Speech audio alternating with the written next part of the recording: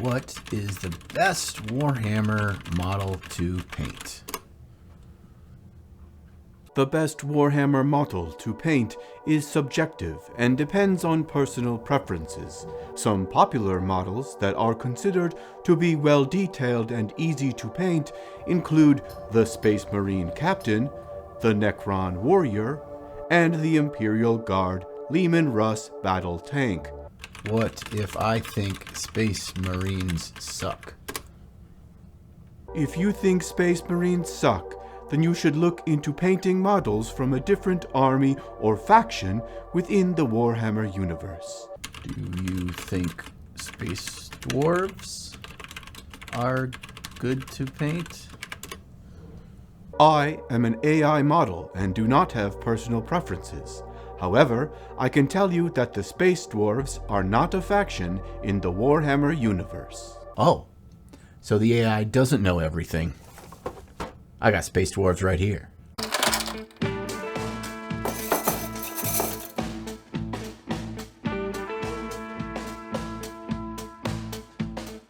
I think it's safe to say that it's only a matter of time before the AI overlords seek to overtake humanity and run this planet for their own nefarious purposes. And with that, they are going to get into our lives one little bit at a time, such as miniature painting.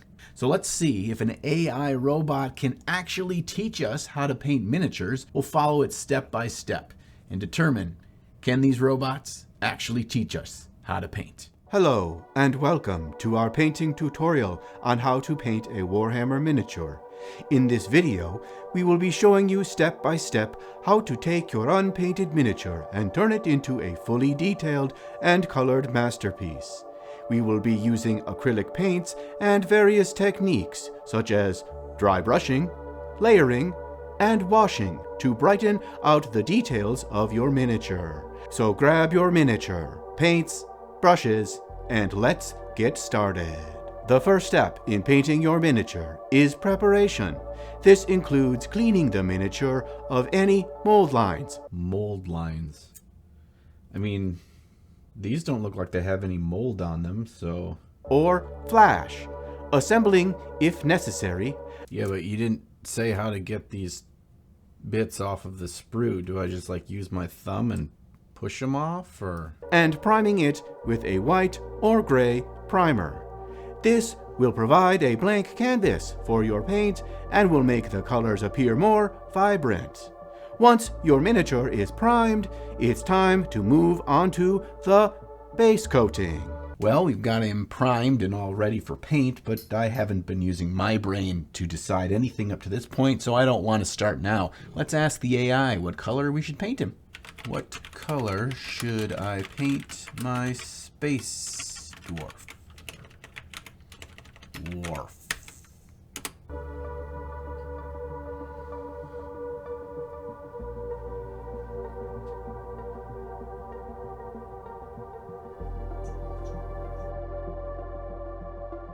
I think they just said every color. Sounds like they're as indecisive as me.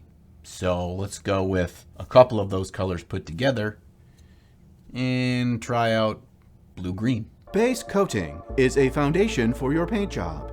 It is the first layer of paint that you will apply to your miniature, and it will act as a base for the rest of your painting. This step sets the foundation of the color scheme and overall look of your miniature. So it's important to be precise and use a good quality paint.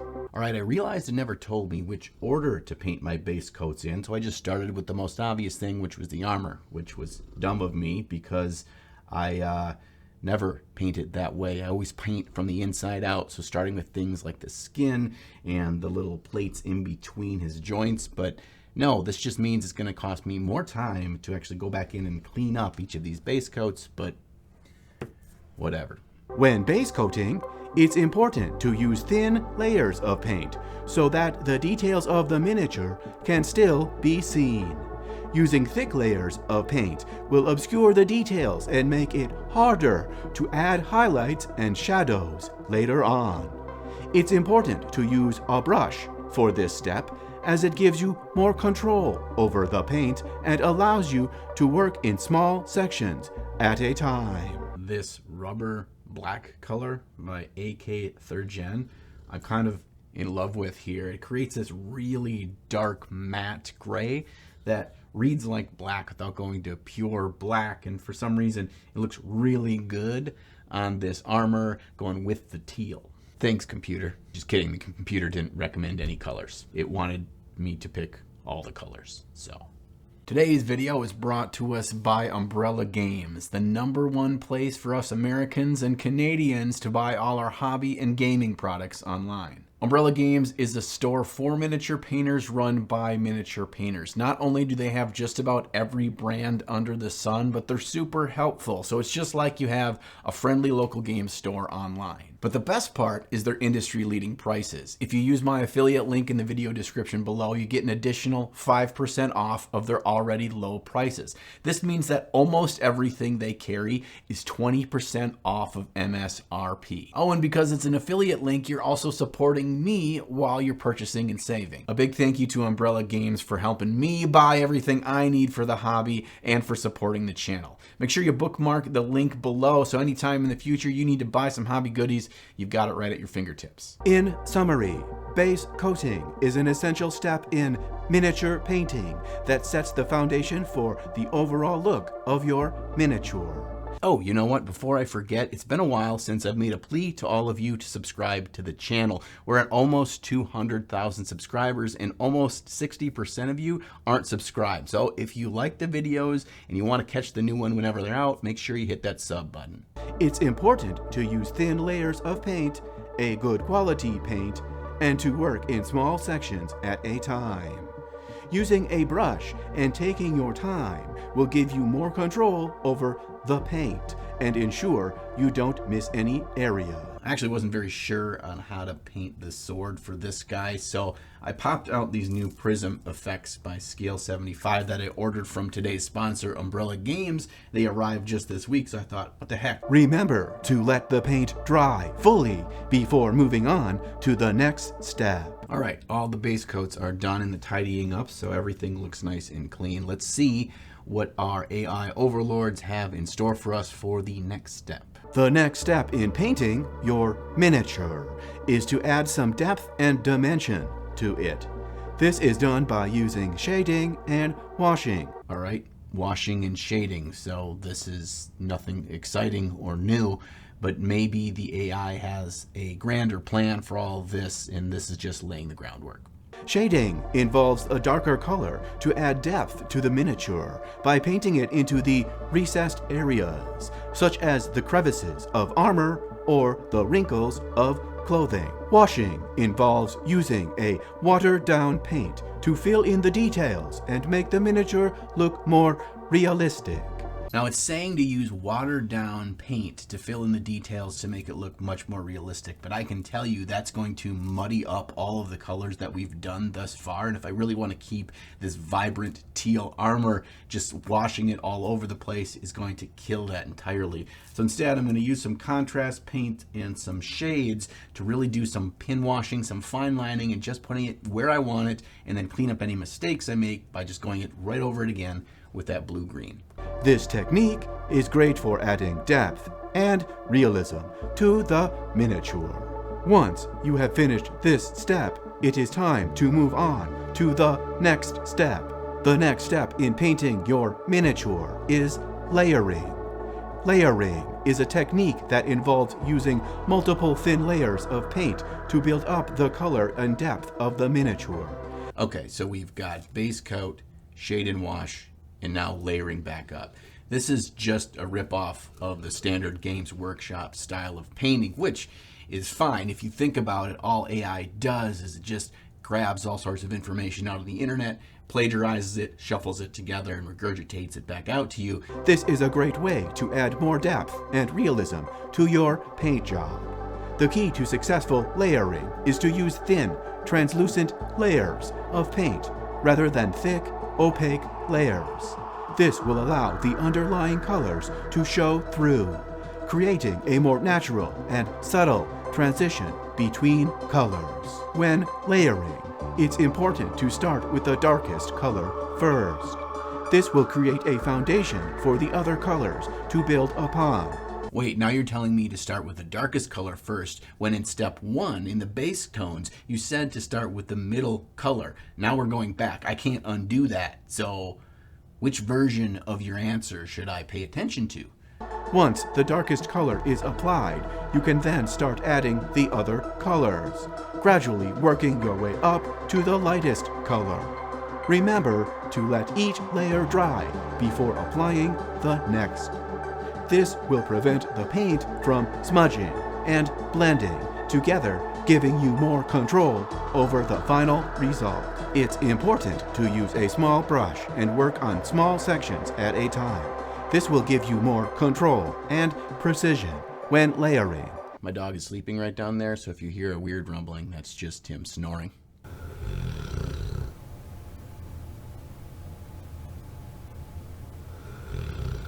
The next step in painting your miniature is highlighting. Highlighting is a technique used to bring out the details and make the miniature look more three-dimensional. It involves using a lighter color than the base color to paint the raised and prominent areas of the miniature, such as edges, ridges, and protruding parts of the miniature. The goal is to create the illusion of light falling on the miniature and give it a sense of depth and realism. When highlighting, it's important to remember to use thin layers of paint. Using too much paint will create an unrealistic and over-the-top look. It's also important to work in small areas at a time and to blend the highlights into the base color to create a natural and seamless transition. It's also important to remember that the highlighting should be done after the shading and the washing, as these techniques create more foundation for the highlights to work with and give them some more depth. This is boring. Shit. The final step in painting your miniature is to add the finishing touches. This includes details such as eyes, teeth, and other small intricate details. You can also add a gloss or matte varnish to protect the paint job and give it a more professional look. All right, finishing touches, that's kind of weird, as this is considered an extra step on the end instead of doing these same things as we were doing the other steps, because you could have just been using those techniques for you to finish these touches. But it is kind of nice to look back through the model and figure out what other little things you really want to push it over the top. And I kind of appreciate that. So I'm going to go through and paint some little orange hazard stripes, maybe some kind of unit markings on his armor as a nice little accent color, add a little bit more vibrancy to the piece. And it's something that maybe I wouldn't have ever considered doing if I didn't have this finishing touches step. No, actually, I'd planned on these the whole time, but when I saw this was the script that it wrote, I saved this part till the end, so it made it look like it taught me something valuable when I already had this plan. The last step is to add a base to your miniature. I was wondering why they hadn't covered basing at all, but it seems that it's here at the very end, so you're just going to have to hope you don't screw up the paint job of the miniature that you've done thus far, as well as you can't really add any interesting terrain bits that your miniature is standing on because he's already built and painted. This can be done by gluing on small rocks, plants, or other scenic elements to the base of the miniature. You can also paint the base to match the theme of your army or miniature. And there you have it, your very own fully painted Warhammer miniature. Painting miniatures can be a fun and rewarding hobby, but it does take some time and patience. Remember to take your time, use thin layers of paint, and have fun with it. We hope you enjoyed this tutorial, and we can't wait to see your finished miniature. Thank you for watching. Well, that was the robot's conclusion to this video, but what is mine? This whole process has been, I don't know, pretty lackluster, and I think a big part of that has to do with the fact of the art that goes into not only painting a miniature, but describing what you're doing and really helping the audience go along that journey with you, and hopefully they'll want to paint a miniature and feel confident in doing so afterwards. In our art form, there's lots of opinions on which ways to do things, which way I feel is better, which way I feel is wrong. And I'm going to share those with you. That's part of the fun. That's why all these other amazing YouTube and Twitch painters are doing what they do, because they have a different perspective, a different personality, a different way that they enjoy the hobby, and they want you along with them. So do I think that AI is coming for my job? No, not really. Although there's certainly some great value to be had in AI information gathering like this, and if you needed to get an answer quickly, going to a website like this and asking questions and follow-up questions and getting your answers that way is a great resource. Thanks for hanging out all the way to the end of the video today, guys. I appreciate your support, for hanging out, liking, subscribing, all those good things. If you want to support me more, a great way to do that is to join me over on the Ninja on Patreon. Links are down below. You get some awesome rewards for joining us, as well as hanging out with me over on the Discord server. Now, if you'll excuse me, I'm going to go back and ask the AI what I should do with the rest of my day. Hopefully, it tells me to do the same thing it's going to tell you, to find some time to slay the gray. I'm doing this as hard as I possibly can. Is an essential step for miniature painting that sets for fun.